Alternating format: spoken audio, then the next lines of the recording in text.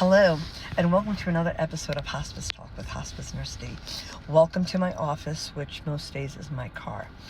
I wanted to talk briefly about MAID, medical assistance in dying. And I don't want to be like a Debbie Downer.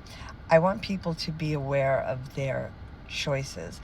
I am a hospice nurse in the state of New York, and I take great privilege, and I find it an honor to guide people out of this world with a life-limiting illness and support their families. Sometimes 6 months, there's a lot of living to do, and I'm very attached to our patients and our families and their families. I love what I do, but I also believe that people should have a choice on if they want to continue that journey up until the end or if they want to put the brakes on it themselves. I had a patient last week who did take advantage of MAID.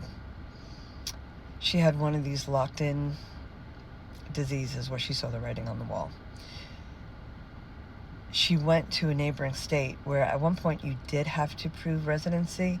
You don't any longer, so do your research. You do have to be over 18, which she was. You do have to have life-limiting illness, 6 months or less. You do have to be cleared by 2 different doctors, I believe 15 days apart, in the state, so you have to get yourself there. You have to be able to mix this cocktail.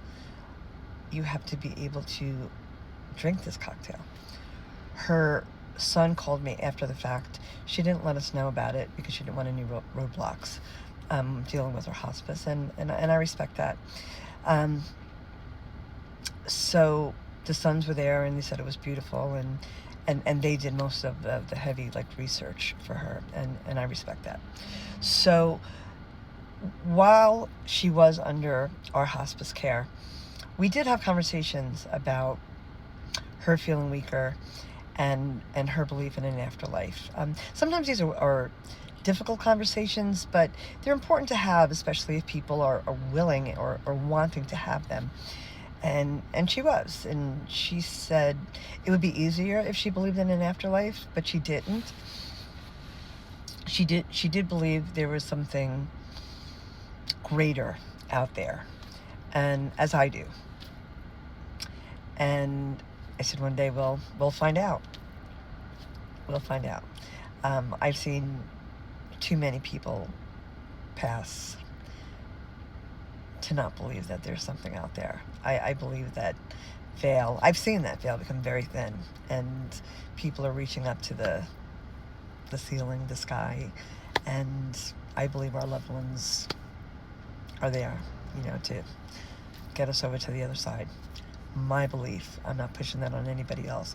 If you're ashes to ashes, you're going to help grow a tree.